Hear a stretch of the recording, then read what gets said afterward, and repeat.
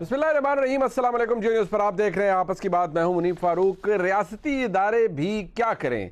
एक तरफ इमरान खान साहब चंद दिन दे रहे हैं और उनका मुखातिब भी ये हुकूमत नहीं बल्कि रियासती इदारे हैं, यानी पाकिस्तान की फ़ौजी क़यादत है।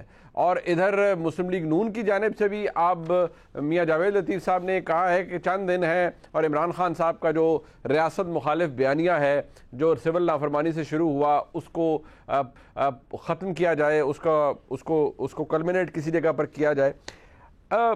शायद मियाँ जावेद लतीफ़ साहब की राय अपनी हो और मुस्लिम लीग नून इससे एग्री ना करती हो, लेकिन इतना कुछ हो रहा है पाकिस्तान की सियासत में या पाकिस्तान के जो इस वक्त तारीख बन रही है, सियासी तारीख बन रही है, कि आप भी हैरान हो जाएंगे। यानी एक तरफ इलेक्शन कमीशन कर रहा है पंजाब हुकूमत को बल्दियाती इंतखाबात को लेके, बल्दियाती इंतखाबात के हवाले से कानून को लेके। दूसरी बात, जो इलेक्शन कमिश्नर हैं उनके खिलाफ Pakistan Tehreek Insaf supreme judicial council में रेफरेंस फाइल कर चुकी है। उसी के साथ साथ बहुत ज़्यादा तनकीद हो रही है इलेक्शन कमीशन पर कि आपने तीसरी दफ़ा क्यों सिंध में होने वाले जो बल्दियाती इंतखाबात है, कराची में होने वाले बल्दियाती इंतखाबात, उनको क्यों मुलतवी किया है, तीसरी दफ़ा क्यों किया है। और शायद उस पर भी बहुत सी सियासी जमातें नाराज़ हैं इलेक्शन कमीशन ऑफ पाकिस्तान से। वहीं आज ये भी देखा जा रहा है कि कराची के अंदर जो बाई इलेक्शन पाकिस्तान पीपल्स पार्टी ने जीता, ठीक है, इलेक्शन ट्रिब्यूनल में जाना हक है दूसरी कैंडिडेट का, वो चले गए हैं, चैलेंज हो गया है। लेकिन इमरान खान साहब का जो मामला है वो अपनी जगह मौजूद है।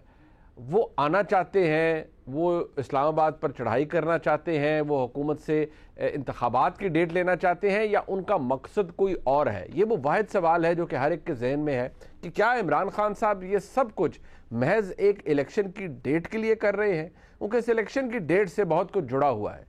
यानी अगर इलेक्शन की डेट दूर की होगी तो शायद वो इमरान खान साहब को एक्सेप्टेबल नहीं है, ये तो कॉमन सेंसिकल बात है। लेकिन क्या कोई बहुत ही करीब की डेट इमरान खान साहब को मिल सकती है? इमरान खान साहब इस हवाले से क्या फरमाते रहे हैं, मुज़ाकरात के हवाले से क्या फरमाते रहे हैं, और फवाद चौधरी साहब ने भी आज कहा है। अब मसला शहबाज साहब का है या मियां नवाज शरीफ साहब का है, ये तो खैर बात की बात है। लेकिन अभी कुछ देर पहले काशिफ अब्बासी साहब के प्रोग्राम में फवाद चौधरी साहब फरमा रहे थे कि नवंबर तक हमें डेट मिल जाएगी। अब कोई इतना भोला तो है नहीं, डेट कौन दिलवाएगा फवाद चौधरी साहब की जमात पाकिस्तान तहरीक इंसाफ को? ये बात अपनी जगह मौजूद है। जबकि अगर राना सनाउल्लाह साहब ये समझते हैं कि लॉन्ग मार्च की कॉल का वक्त गुजर चुका है, तो फिर इमरान खान साहब कौन सा ऐसा दबाव डालेंगे हुकूमत पे या कहीं और कि उन्हें इलेक्शन की डेट मिल। अपने मेहमानों का तारुफ करवा देते हैं। अज़मा बुखारी साहब हमारे साथ मौजूद हैं, मरकज़ी रहनुमा पाकिस्तान मुस्लिम लीग नून की, सेक्रेटरी इन्फॉर्मेशन पंजाब में। बहुत शुक्रिया आपका। और जनाब मदर अब्बास साहब हमारे साथ मौजूद हैं, मुल्क के मुमताज़ सहाफ़ी, आपका बहुत शुक्रिया सर। और अवार्ड विनिंग जर्नलिस्ट हैं आसमा शराजी साहबा, हमें इस्लामाबाद से ज्वाइन करी हैं, आपका बहुत शुक्रिया। ये मामलात ज़रा खुल के डिस्कस कर लेते हैं। सबसे पहले अज़मा बुखारी साहबा, ठीक है, कोई किसी का क्लेम, इमरान खान साहब कहते हैं वो राब्ते हो रहे हैं, नहीं हो रहे, बट क्या ये मुस्लिम लीग नून ने ये हुकूमत मुतमईन हो गई है? जैसे राना सनाउल्लाह साहब कह रहे थे वो डेट गुजर गई है जिसमें इमरान खान साहब ये लॉन्ग मार्च की कॉल दे सकते थे।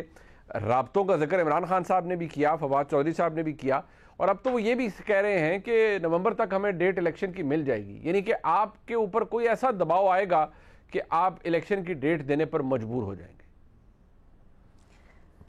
ये तो देखिए मुनीब, ख्वाहिशात हैं और ख्वाहिशात पे पाबंदी तो नहीं लगाई जा सकती। इमरान खान साहब ने 25 मई को कहा था मैं 6 दिन बाद आ रहा हूँ, उसके बाद कोई तकरीबन अल्लाह के फजल से 5 जलसों में उन्होंने ऐलान करना था, वो नहीं कर सके। मेरा ख्याल है वो फाल नहीं निकली, वो जो आपको पता ना, वो हर काम जो है फाल निकाले बगैर नहीं करते, तो वो फाल नहीं आई या मुनासिब वक्त, वो जो आपको पता ना मुनासिब वक्त, वो नहीं आया अभी शायद। और दूसरा ये है कि उनको हमेशा बैक डोर्स के ज़रिए ही पॉलिटिक्स करने की आदत है, और बैक डोर्स को ही वो अभी भी कुरेद रहे हैं।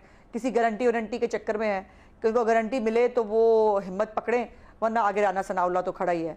तो इसलिए फिर मैं समझती हूँ कि इमरान खान साहब जो हैं, और दूसरा ये है कि एक तरफ वो कहते हैं मैं बहुत पॉपुलर हूँ, मैं पता नहीं क्या बन गया हूँ, दूसरी तरफ उनको आवाम की ताकत पे भी भरोसा नहीं है और अपनी पार्टी पे भी भरोसा नहीं है।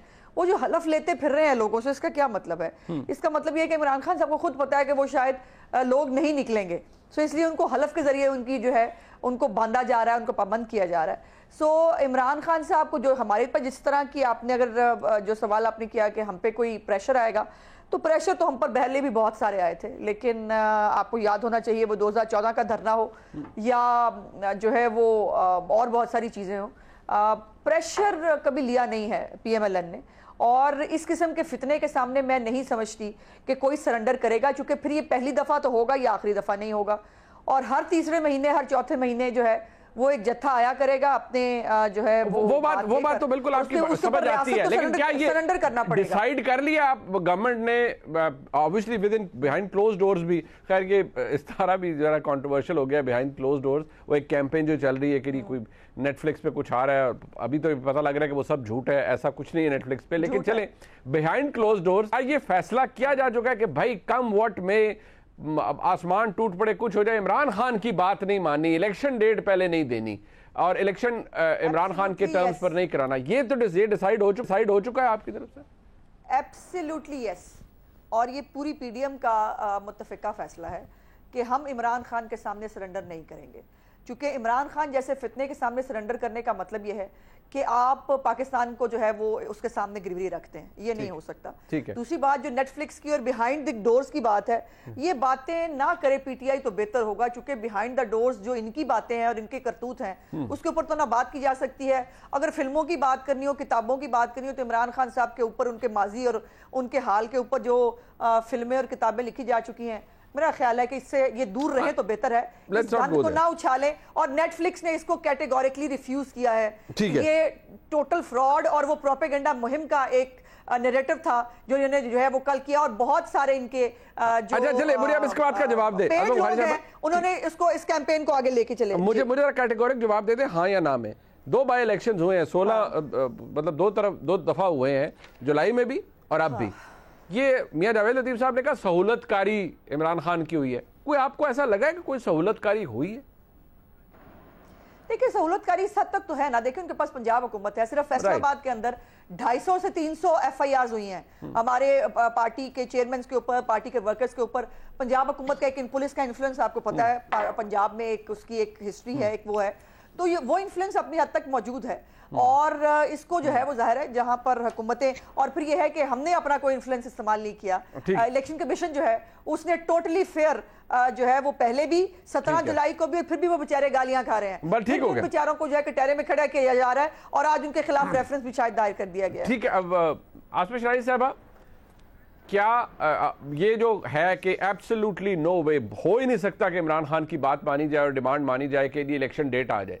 वहाँ इमरान खान साहब खुद भी कहते हैं बैक चैनल पे राब्ते हो रहे हैं, लेकिन उनकी बॉडी लैंग्वेज, आप मजहर अब्बास साहब, आप लोग देखते रहे, हमारे साथ नहीं हो रहे, सियासी लोगों से बैकडोर नहीं हो रहे, ये बात समझ लो प्लीज। नहीं मुझे पता है उनके मुज़ाकरात कहाँ होते हैं, आपके वक्त में मुज़ाकरात कहाँ होते हैं, सब पता है। मुझे सिर्फ ये बताया आसमा शरारी साहबा कि आपके नजदीक, आप इमरान खान साहब की, आपको याद होगा 2014 का उनका चेहरा अभी भी आ जाता है सामने कि जब उनको पता चला था कि उनकी मुलाकात होने जा रही है आर्मी चीफ से, वो कितने खुश थे कि जैसे काम बन गया। तो वो उनके चेहरे पे एक मुस्कुराहट थी और एक वो जो विनिंग स्माइल थी, वो खैर बाद में फेड अवे हो गई जब मामलात उनकी तरह नहीं निकले, उनकी तरफ नहीं आए। बट क्या आपको लगता है कि इमरान खान साहब will not be able to achieve what he wants to achieve? देखिए, इमरान खान साहब का जो टारगेट है वो समझना बहुत ज़रूरी है। इमरान खान साहब को पता है कि इंतखाबात फौरी तौर पर नहीं उनको मिल सकते, और जो उन्होंने खुद इस बात का इतराफ़ भी किया कि उनको पजीराई नहीं मिली या उनके जो मुतालबात थे उनके ऊपर बात नहीं हुई, जो अभी हाल ही में उन्होंने इंटरव्यू भी दिया। जो उनके बैकडोर जो चैनल था उसके ऊपर जो बातचीत हुई थी उसके अंदर भी इंतखाबात को मुस्तरद कर दिया गया था, जो हमारी इत्तलात हैं। लेकिन इमरान खान साहब चाहते क्या हैं, ये सबसे अहम सवाल है जो आपने पूछा है कि अगर जब उनको ये भी पता है कि इंतखाबात भी नहीं, वो मुशावरत चाहते हैं, वो मुशावरत चाहते हैं आर्मी चीफ की अपॉइंटमेंट के अंदर, वो मुशावरत चाहते हैं दीगर मामलात के ऊपर, और वो मैक्सिमम इलेक्शंस चाहते हैं मार्च में। वो अभी नहीं चाहते, तो उन्होंने जो पहले ऑफर किया था जिसके ऊपर उनको जवाब दे दिया गया था, वो अभी भी कल जो उन्होंने दोबारा बात की है और इवन आज जो उन्होंने प्रेस क्लब इस्लामाबाद के सामने बात की है, उन्होंने यही कहा है कि वो ये चाहते हैं कि नया वजीर आजम आर्मी चीफ लगाए।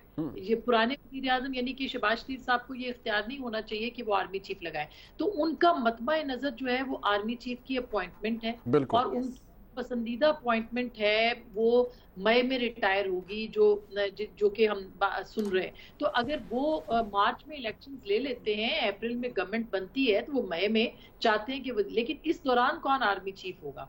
कोई ऐसी एक्सटेंशन जो है उसको खुद आर्मी चीफ भी मुस्तरद कर चुके हैं और खुद हुकूमत भी जो है वो नए आर्मी चीफ के नामों के ऊपर जो हमारी इत्तलात है वो गौर कर रही है। तो फिर इसका मतलब ये हुआ कि वो जो तौसीह चाहते थे कि तब तक तौसीह हो जाए जब तक के इंतखाबात नहीं मिलते और नया वजीर आजम नहीं आता, और नया वजीर आजम भी वो खुद यानी खुद को समझते हैं कि वो ही आएंगे। तो फिर ऐसी सूरत में क्या होगा, पूरा जो सिस्टम है वो स्टैंड स्टिल नहीं हो सकता, वो मुतालबात के ऊपर नहीं चल सकता। और कल जो अलामिया आया था, बड़ा स्ट्रॉन्ग किस्म का अलामिया गवर्नमेंट पार्टीज और गवर्नमेंट की तरफ से, ये इसके अंदर इस्टेब्लिशमेंट की 100% जो हमारी इत्तलात है वो आशीर्वाद थी, और उस आशीर्वाद के बाद ही अलामिया जो है वो जारी किया गया था कि हम इंतखाबात की तरफ नहीं जाना चाहते। लेकिन उसके बावजूद अगर वो लॉन्ग मार्च करते हैं, जिसके इम्कानात जो हैं हर गुजरते दिन के साथ मादूम हो सकते हैं, या मुमकिन हो सकता है कि लॉन्ग मार्च के अलावा ही मामला जो है वो तय हो जाए या बातचीत हो जाए,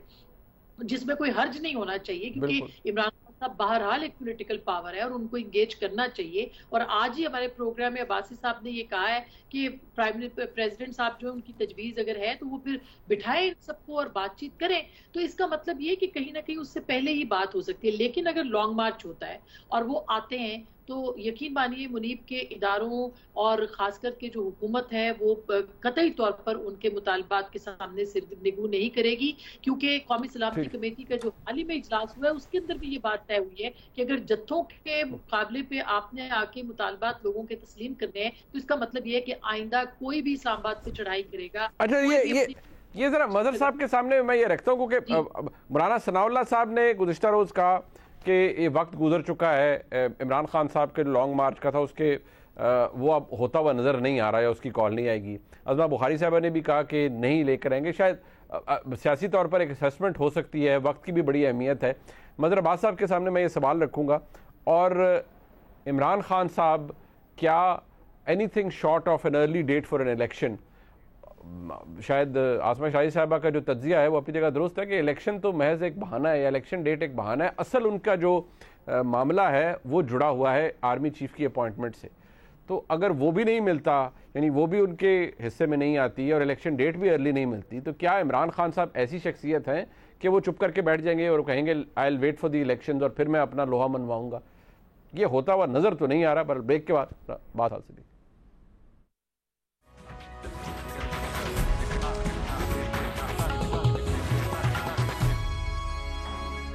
मज़हर साहब, आपको लगता है इमरान खान साहब सेटल करेंगे किसी चीज़ पर? देखिए, उनकी ख्वाहिश आर्मी चीफ की अपॉइंटमेंट वो करें, वो भी कुछ समझ नहीं आ रही, होता हुआ नज़र नहीं आ रहा, गैब का इल्म अल्लाह ताला को है। और इलेक्शन डेट ये हुकूमत तो मानती नहीं है एज वी स्पीक, और अज़मा बुखारी साहबा को भी आपने सुन लिया। तो आपको लगता है कि इमरान खान साहब विल सम हाउ, कि कोई उन्हें समझाएगा कि यार होल्ड ऑन, आप एक पॉपुलर मूवमेंट लीड कर रहे हैं, वेट फॉर योर टर्न? देखिए, मुनीब इस पिच पर ले गए इमरान खान अपनी इस तहरीक को कि जहां से अब उन्हें कुछ ना कुछ तो करना है, उन्हें अपने सपोर्टर्स को कहीं ना कहीं तो मुतमईन करना है। और उनकी इस वक्त जो बात है वो बात ठीक है कि इस वक्त जो उनका महवर है, उनकी पूरी तहरीक का महवर है, इस वक्त नवंबर है, और इसीलिए वो बार बार ये कह रहे हैं कि अक्टूबर के एंड तक मैं कॉल दूंगा। वो अश्योरेंस चाह रहे हैं कि उन्हें आइंदा आने वाले जो भी इंतखाबात हैं वो उनको डील करना है नई इस्टेब्लिशमेंट से या पुरानी इस्टेब्लिशमेंट से। वो इस चीज़ की अश्योरेंस चाह रहे हैं कि कहीं इस तरह, और ये शायद हो सकता है कि किसी लेवल पे उनको दी भी जा रही हो कि आप इलेक्शंस पर जिद ना करें। और जाहिर है अगर उनके मतलब की या उनके मिजाज के मुताबिक जो तब्दीली आएगी, जो तब्दीली आ रही है, अगर वो होती है तो ऐन मुमकिन है कि इमरान खान बहुत ज्यादा स्ट्रेस ना करें इलेक्शन और अपने लोगों को मुतमईन कर सकें, और किसी तरीके से छोटा मोटा जो भी ऐसी सिचुएशन में होता है। लेकिन जिस पिच पर ले गए इमरान, और वो पिच क्या है? वो पिच ये है कि न्यूट्रल्स ने ये सारा खेल खराब किया। ये जो बाकी जरदारी, शरीफ, मौलाना, इसकी तो अपना अलग है, लेकिन उनका सारा जोर ये रहा है कि इस्टेब्लिशमेंट ने खेल खराब किया है। उनका सारा जोर ये रहा है कि इस्टेब्लिशमेंट इसकी जिम्मेदार है और सहूलतकार है कहीं ना कहीं। अब अगर उनका कहीं ना कहीं इस्टेब्लिशमेंट के साथ बैकडोर उसमें कहीं ना कहीं मुआहिदा हो जाता है या अंडरस्टैंडिंग हो जाती है किसी बात पर, तो वो जाहिर है लॉन्ग मार्च नहीं करेंगे। अगर नहीं होती तो क्या वो इतना बड़ा रिस्क लेंगे? इस्टेब्लिशमेंट से भी उनके मामला तय नहीं हुए और हुकूमत भी कहीं तैयार नहीं हो रही, फिर तो दीवार से जाके सर टकराने वाली बात है। तो मेरा ख्याल है इमरान खान कहीं ना कहीं बीच का रास्ता देख रहे हैं कि कहीं ना कहीं बीच के रास्ते की तरफ जाना चाहिए, और वो शायद इसी हवाले से मुज़ाकरात हो रहे हैं। मुज़ाकरात देखिए गवर्नमेंट हो नहीं सकता, क्योंकि वो तो फिर last nail in the coffin होगा गवर्नमेंट के, पीडीएम के पॉइंट ऑफ व्यू से, कि अगर फरवरी में इलेक्शन होते हैं तो फिर इनके पास बचा क्या है, इनके पास रहा क्या है। इन्होंने अभी भी जो ज़िमनी इलेक्शन हुए हैं, ये इनकी सियासी गलती है हुकूमत की, कि आपने 9 ऐसे हलकों को एक्सेप्ट, उनके रेजिग्नेशन एक्सेप्ट कर लिए जो समझ से बालातर है, जो गैर आईनी है, क्योंकि आप 123 को छोड़ के आप 9 लोगों को कर रहे हैं। उसके नताइज भी उनके लिए सेटबैक हुए, इमरान खान को फायदा हुआ इससे। लेकिन इस वक्त इमरान खान मेरे ख्याल में अगले 4-5 दिन में कहीं ना कहीं कोई ना कोई सेटलमेंट करेंगे किसी ना किसी हवाले से। वो चाहते हैं कोई सेटलमेंट, लेकिन अगर वो ये समझ रहे हैं, और मेरा ख्याल है कि उन्हें ये उम्मीद है कि अगर इस्टेब्लिशमेंट से उनके मामलात हो गए तो इस्टेब्लिशमेंट कहीं ना कहीं हुकूमत को दबाव में लाने में कामयाब हो जाएगी। ये आपकी उम्मीद है, ये उनकी उम्मीद है कि किसी ना किसी उम्मीद है। हाँ, ये उनकी उम्मीद अपनी जगह मौजूद है। बट एक बात है अज़मा बुखारी साहब, नेट लूजर्स आप देखिए, ये जो बाई इलेक्शन हुए हैं, आप इसके अंदर देख लीजिए, ठीक है वक्ती तौर पर आपकी वो अददी अक्सरियत बढ़ गई, 2 सीटें और मिल गई, पीपल्स पार्टी जीत गई, लेकिन चले बाकी जमातों का भी कंट्रीब्यूशन है उस जीत के अंदर। लेकिन मुस्लिम लीग नून ने क्या गेन किया है? इमरान खान साहब ने, जिसे आप अपना किला कहते थे, उन्होंने वहाँ पर 5 बाई इलेक्शन पंजाब के अंदर जीते हैं, जुलाई के अंदर ठीक ठाक धुलाई हुई है। तो आपका वोटर, आपका सपोर्टर, आपकी जमात बिल्कुल ऑफ मैसेज है, कोई कैंपेन नहीं। मरियम नवाज शरीफ साहबा बाहर तशरीफ़ ले गई वालिद से मिलने के लिए, मियाँ साहब से, और हमजा साहब का बताया जाता है वो अलील हैं, लेकिन बिल्कुल ऑफ मैसेज, कोई प्रेजेंस नज़र ही नहीं आई मुस्लिम लीग नून की। तो अगर इमरान खान साहब के इस वक्त हाथ कुछ भी नहीं आता, तो इमरान खान तो एक पॉपुलर मूवमेंट लीड कर रहे हैं, अगले इलेक्शन में वो सफाया कर देंगे दोबारा। देखो मुनीब, 2 चीज़ें हैं। पहले तो एक नज़रिया वो है जो आपने बताया, दूसरा नज़रिया ये है कि इमरान खान साहब को क्या मिला। इमरान खान साहब ने जो ये 6 हलकों के अंदर कामयाबी हासिल की, या उनके वोटर्स जो हैं जिन्होंने उनको वोट डाला, उन्हें क्या मिला, उनके हाथ में क्या आया। ये तो अपनी जगह पर एक फैक्ट है कि इनकम्बेंसी फैक्टर होता है गवर्नमेंट्स के अंदर। जब इमरान खान साहब हुकूमत में थे तब जो है वो भी तमाम बाई इलेक्शंस हार रहे थे, और ये बात को ज़रूर जहन में रखिए कि हर इलेक्शन इमरान खान ने खुद लड़ा है, इमरान खान के नाम पे इलेक्शन लड़ा गया है। अभी इमरान खान जो है, और सिवाय एक आधे हल्के के, इमरान खान साहब 10-10, 12-12 हज़ार से ज़्यादा से नहीं जीते। सो इसका मतलब ये है कि इमरान खान साहब के खुद नाम की वजह से जो है वो उनको एक एज जो मिला, जो ट्रांसलेट कहीं नहीं होगा, और फिर दोबारा वो इलेक्शन कमीशन कह रही है शायद 16 जनवरी से पहले दोबारा इलेक्शंस होंगे। और जो रुपया भी लग गया है, और हल्के की आवाम जो है उनके वोट को डस्टबिन में, इमरान ने हकारत से उनके वोट को डस्टबिन में डाल दिया कि चलो जाओ, मुझे तुम्हारे वोट की जरूरत नहीं जो तुमने लाइनों में लग के दिए थे। इस सारे इम्पैक्ट को देखते हुए ये यकीनन हमारी इसमें दूसरी राय नहीं है कि इमरान खान जिस दलदल में हमें फेंक के गए थे, अब ये बात तो आप सबको मालूम होनी चाहिए, होगी भी।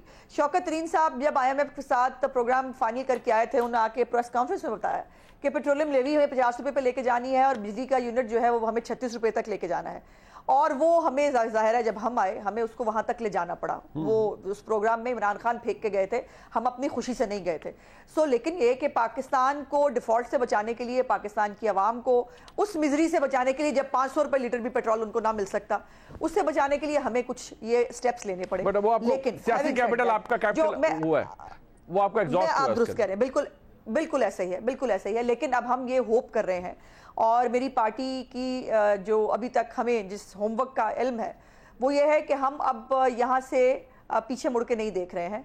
हम अब यहाँ से आगे बढ़ेंगे इंशाल्लाह ताला, और जो रिलीफ पाकिस्तान की आवाम हमसे एक्सपेक्ट करती है। देखिए, जिन हलकों के अंदर हमें भी तो जो है वो 4,75,000 वोट मिला है ना, बिल्कुल मिला। उन लोगों को भी तो बिल्स आ रहे थे ना, उनको भी तो बिल्स आ रहे थे ना, उनको भी तो पेट्रोलियम महंगाई ये इजाफा हुआ था और मुश्किल फैसलों ने आपको काम खराब किया।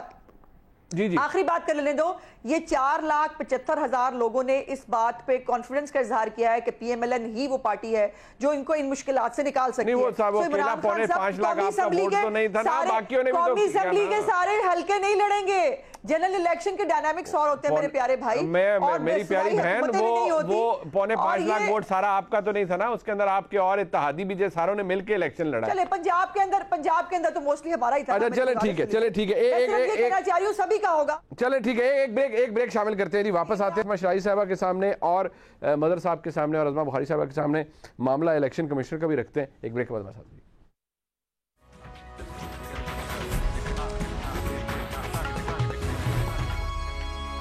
आसमा शाही साहब, ये दो इश्यूज हैं। सबसे पहले तो ये जरा को खबर बता दें हमें, ये एमक्यूएम की वफ्द की आज प्राइम मिनिस्टर से मुलाकात हुई। कल मैं देख रहा था शाहजेब साहब के प्रोग्राम में, वसीम अख्तर साहब भी आए थे, वो भी बड़े डिसोल्यूशन थे, बड़े फ्रस्ट्रेटेड थे कि भाई ये मामला ठीक नहीं चल रहे, हमारे जो वादे वही थे उन पर अमल नहीं हो रहा।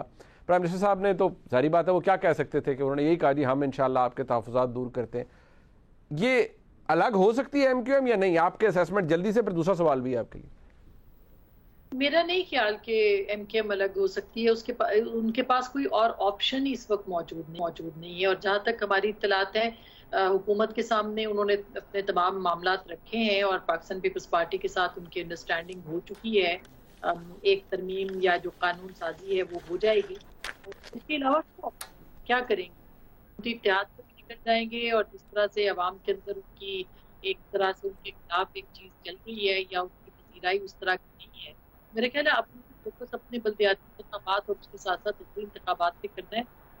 बिल्कुल जो उनके मुतालबात हैं वो दुरुस्त है, जायज़ है और पीपल्स पार्टी उसको कह रही है कि हम पूरा करेंगे। तो मेरा ख्याल है ये इसी तरह से अगले इंतखाबात की अलायंस है। अच्छा, ये इलेक्शन कमिश्नर के खिलाफ रेफरेंस फाइल कर दिया और पहले विड्रॉ किया, फिर कहा जाता है मजीद मवाद डाल के किया गया है।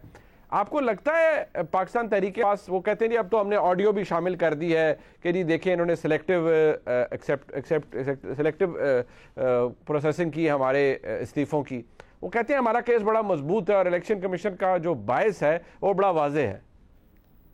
अब मजे की बात ये है मुनीब के एक तरफ चीफ इलेक्शन कमिश्नर के अंडर इलेक्शन लड़ने की बात हो रही है, खान साहब ने की है, आज भी की है, कल भी की है।